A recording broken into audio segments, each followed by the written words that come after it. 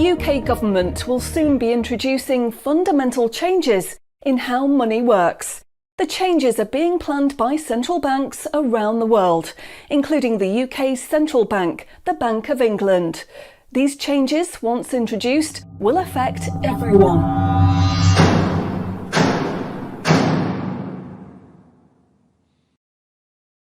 So, what are these changes really about? The changes being proposed will mean that you will no longer have full control over your spending.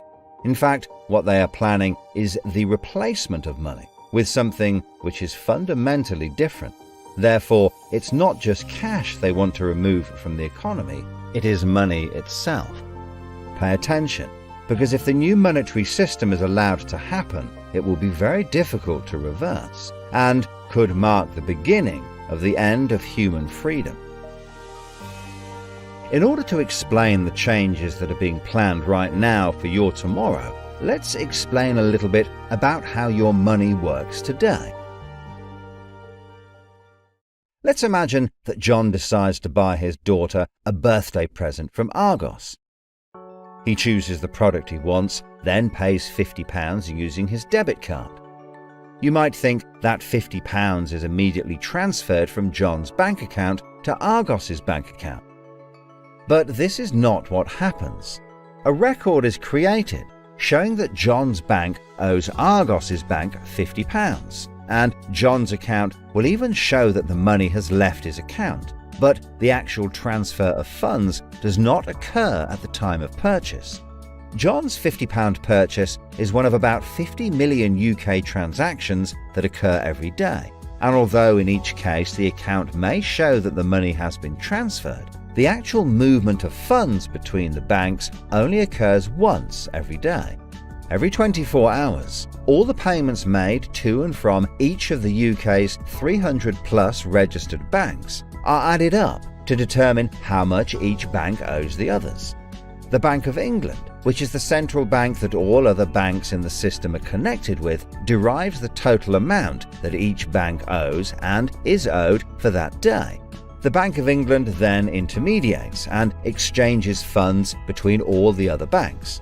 So the Bank of England does not know anything about John or the £50 he spent on his daughter. John's money is just a tiny part of a huge transfer of funds. This means that the only organisation that can see what John does with his money is his own bank. The central bank cannot see what John spends his money on or when he spends it, and John's bank is under an obligation not to share details of his spending with anyone. This means that, rightly, there is a good degree of anonymity and privacy over what John decides to spend his money on. This, in turn, means that a government or central authority, such as the Bank of England, cannot directly restrict John when he uses his debit card, because it has no visibility of what John is doing with his money. If John had paid for the present with £50 of cash, then the purchase would be completely anonymous. Nobody, including John's bank, would know what he had spent his money on. So, cash transactions are truly anonymous, and debit card transactions have a high degree of anonymity because only your bank can know about them. So, what is this new system? The name of the new system is called Central Bank Digital Currency, or CBDC. It sometimes has other names, such as smart money. Here's how it works. Let's imagine that John, again, decides to buy his daughter a birthday present from Argos. His mobile phone has a smart money wallet or app on it, from which he pays £50 for the product. The app communicates directly with the central bank, the Bank of England, and the money is transferred from his digital wallet to Argos's digital wallet in less than a second. The transfer of funds occurs at the time of purchase, and the transaction is recorded and approved by a centralized computer system on a centralized blockchain. A blockchain is a special computer program that records information very reliably and cannot be amended. The centralized computer system runs continuously and can deal with hundreds of transactions per second as they occur throughout the entire economy. processing all of the public's purchases being made by millions of digital wallets. This sounds fantastic and is so much quicker and simpler than the old system. But there is a fundamental difference, which is that all transactions are centralized in real time as they happen. In other words, one system will be able to know about every single digital transaction in the economy as the transactions occur. This is the critical difference with the new digital monetary system that everyone needs to be aware of. All transactions are centralized in real time as they happen.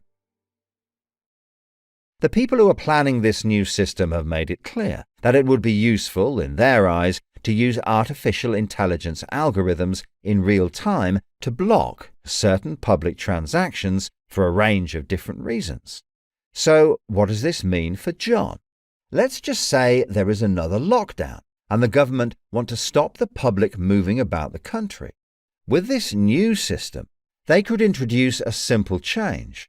That would mean John's wallet would only work if he was located within a certain distance of his own home. Argos is 2 miles from John's house, and he decides to go and buy his daughter a birthday present. He attempts to pay £50 for the product with the app. The app communicates directly with the Bank of England's computer system, and the system rejects John's payment before it is made, because the system knows that John is 2 miles from his own home, and John's wallet has been limited to spending within just 1 mile. John cannot now buy anything unless he moves closer to his own home. His money is now useless if he wants to go anywhere. Why doesn't John just use cash? That would be a good solution for John as long as cash is still in use. So, how might this new system be introduced? The Prime Minister called an emergency meeting today to discuss the unprecedented slide into economic recession in the UK and global economies. Inflation is out of control, and high interest rates are causing thousands of house repossessions. All cash points and over-the-counter cash services are now frozen, and millions of people face losing their life savings as a number of high street banks are declared insolvent. The government and the Bank of England are accelerating the introduction of a new central bank digital currency, which all bank customers in the UK will be able to receive in exchange for their existing money, which in many cases is now unobtainable from their bank accounts.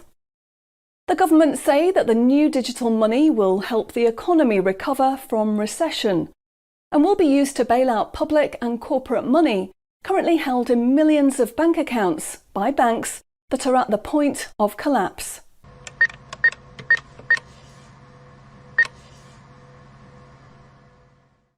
It says cash unobtainable from this account. It's frozen our money. Bleeding hell, John. How much have we got in the house? We've only got £120, and when that's gone, nothing. I don't believe it. The bank's frozen our money. We've got £25,000 in that account and no way of getting it back. Download your central bank CBDC wallet app today and get bonus digital pounds free. If you exchange your existing bank funds into your digital currency wallet now, you will receive free digital pounds for each account you exchange. You can then spend from your digital wallet by using your phone app, exactly like a debit card.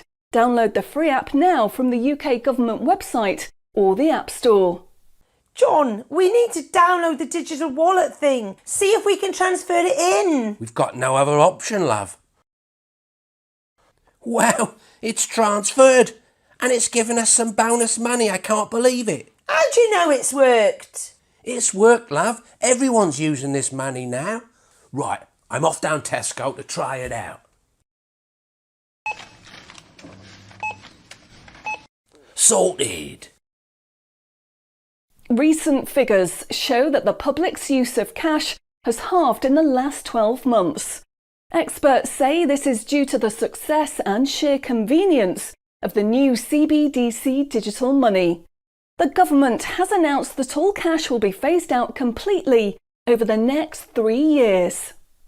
I can't remember the last time I used cash. It seems so cumbersome and old-fashioned, fiddling about with coins every time you want to buy something.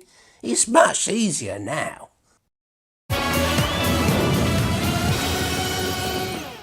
Have you seen the remote control, love? Look what I found. Remember these? What are you going to do with that? Well, I don't know. Look, why don't we keep it? I'll put it in a picture frame. My name's Charlie. Recent data from the annual Climate Change Conference has revealed that only a drastic reduction in fossil fuel use will help protect against climate change. The government has announced limits on petrol and diesel use for all individuals in the UK, which will be enforced using smart money. Each wallet will be limited to a purchase of 15 litres per week, after which the wallet will be prevented from making any further purchases in that week. Ah, bollocks. Growing concerns over obesity and bad health will be tackled using the Smart Money Network. The government proposes to limit the total number of sugary foods that each digital wallet can purchase in any given month. What?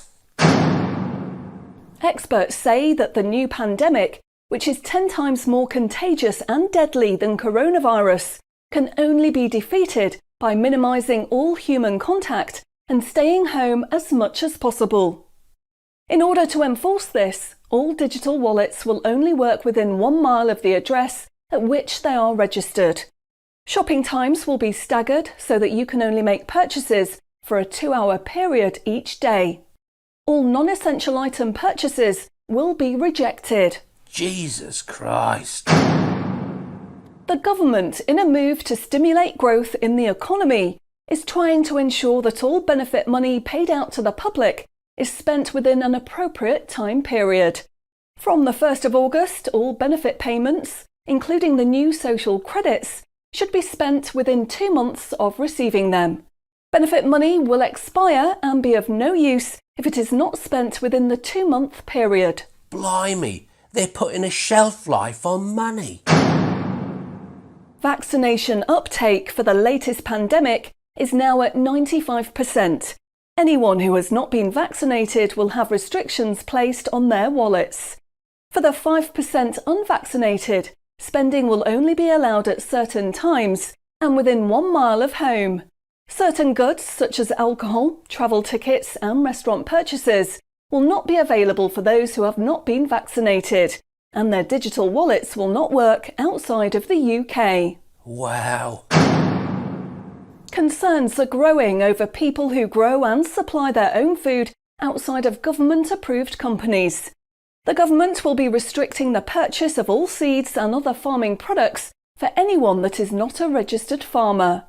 What are they doing that for?